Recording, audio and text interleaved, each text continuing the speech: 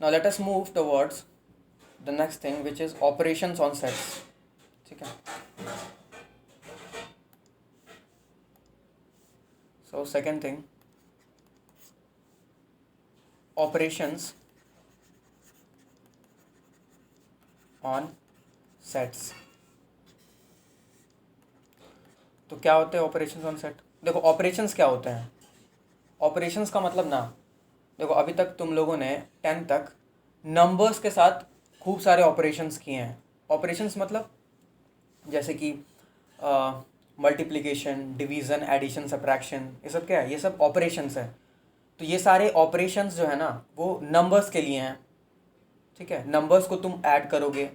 और स्पेशली बोला जाए तो ये जो ऑपरेशंस तुमने अभी तक सीखा है ये बाइनरी ऑपरेशंस है. बाइनरी ऑपरेशंस का मतलब होता है ऐसे ऑपरेशंस जिनको ऑपरेट करने के लिए तुम्हें दो एलिमेंट्स की रिक्वायरमेंट तो हो ही. बाइनरी का मतलब होता है दो. ठीक है, तो दो एलिमेंट्स का रिक्वायरमेंट होना चाहिए ऑपरेशंस करने के लिए. For example addition, subtraction, division और मल्टीप्लिकेशन, ये जो चार ऑपरेशंस पढ़े हैं तुमने, ये चारों बाइनरी ऑपरेशंस हैं. तो अगर मैं बोलूँ तुम्हें ऐड करना है और मैं तुम्हें बस एक नंबर दे दूँ, मैं बोलूँ 5+, तो 5+ का आंसर क्या होगा?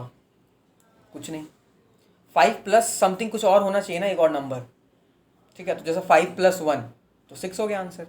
तो इससे क्या पता चला कि दो नंबर्स तो चाहिए ही. ठीक है, एडिशन के लिए. सिमिलरली मल्टीप्लिकेशन के लिए भी दो नंबर चाहिए. अगर मैं लिखूँ मल्टीप्लिकेशन का साइन दे दूँ और लिखूँ 7, तो क्या होगा आंसर? नहीं बता सकते भाई. आगे चलो मैं 2 लगा दिया, 2 मल्टीप्लाइड बाई 7, हाँ तो अब आंसर बता सकते हैं 14 होगा. तो ये सब बाइनरी ऑपरेशंस है. इनको दो एलिमेंट्स की रिक्वायरमेंट है ऑपरेट होने के लिए. ठीक है, तो सिमिलरली हमारे पास कुछ ऑपरेशंस हैं जो कि सेट्स पे ऑपरेट होते हैं. ठीक है, तो वो सारे ऑपरेशंस क्या क्या हैं? तो चलो ऑपरेशंस लिख लो पहले. ऑपरेशंस है वो सब, एक तो है यूनियन, एक है इंटरसेक्शन. ठीक है, और एक है डिफरेंस. ठीक है, तो यहाँ बोलेंगे union of sets. Sets, union of sets, intersection of sets and difference of sets. Now addition of sets भी होते हैं. ठीक है, लेकिन अभी तुम्हें सिर्फ यही पढ़ना है. ठीक है, और भी ऑपरेशंस हैं लेकिन वो पढ़ना नहीं है अभी तुम्हें.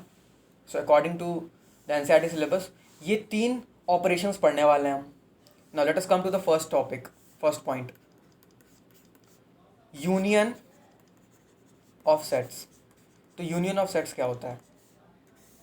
अच्छा ये दिख नहीं रहा होगा ना, देखो क्या होगा. देखो यूनियन ऑफ सेट्स लिखा मैंने यहाँ पर, यूनियन ऑफ सेट्स, उसके बाद फिर इंटरसेक्शन ऑफ सेट्स, उसके बाद डिफरेंस ऑफ सेट्स. ठीक है,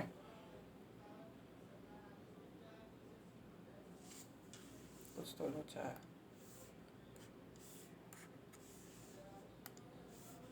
okay, union of sets. Now let us start with the definition. Definition क्या होता है? Let A and B are two sets. हमने दो सेट मान लिया. अब देखो ये जो है ना, इनमें भी हमें दो सेट्स की रिक्वायरमेंट तो है मिनिमम. ठीक है, एक सेट का यूनियन नहीं हो सकता. ठीक है, तो let A and B are two sets. ठीक है, then the collection of set क्या है? सेट कलेक्शन होता है. ठीक है, ऑब्जेक्ट्स का या फिर एलिमेंट्स का कलेक्शन होता है.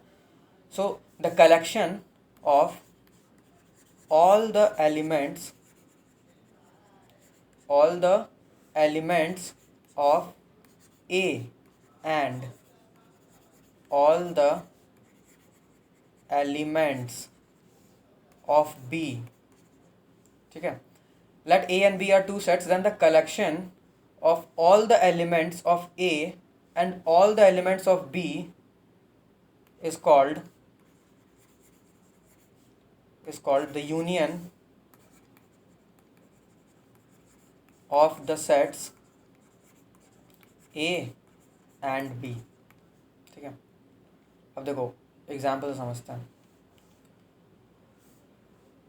दो सेट है, दो सेट का यूनियन लेना है, ऑपरेशन कर रहे हैं हम, ठीक है। तो कैसे करेंगे, क्या होता है, देखो डेफिनेशन के according, let A and B are two sets then the collection of all the elements of A and all the elements of B. A एक सेट है, बी एक दूसरा सेट है। तो ए में कुछ एलिमेंट्स होंगे, कुछ ऑब्जेक्ट्स होंगे, बी के पास भी कुछ ऑब्जेक्ट्स होंगे।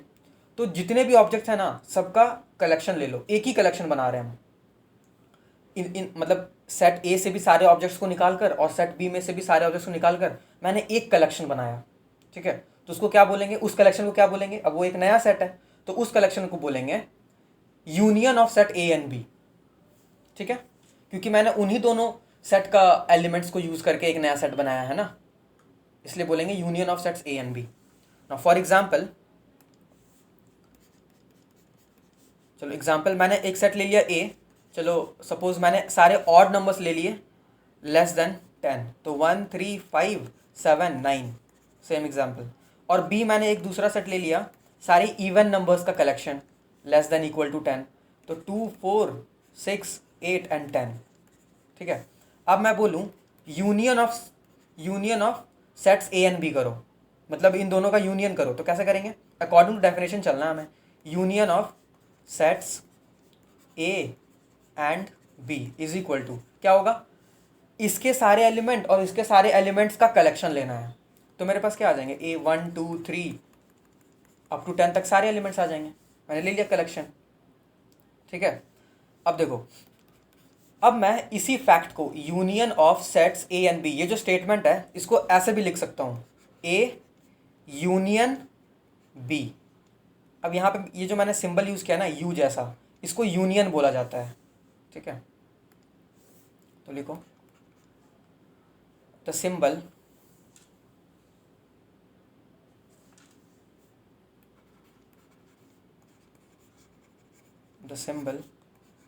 u is read as union, ठीक है। तो क्या बोलेंगे, A union B, A union B is equal to क्या हो जाएगा, A union B is equal to same set 1 2 3 up to 10, ठीक है। तो ये नोटेशन हो गया, सिंबॉलिक रिप्रेजेंटेशन ऑफ यूनियन। अब हर बार हम इतना लंबा स्टेटमेंट थोड़ी ना लिखेंगे, ठीक है। Union of sets A and be directly लिखेंगे ए यूनियन बी, ठीक है, ए यू बी।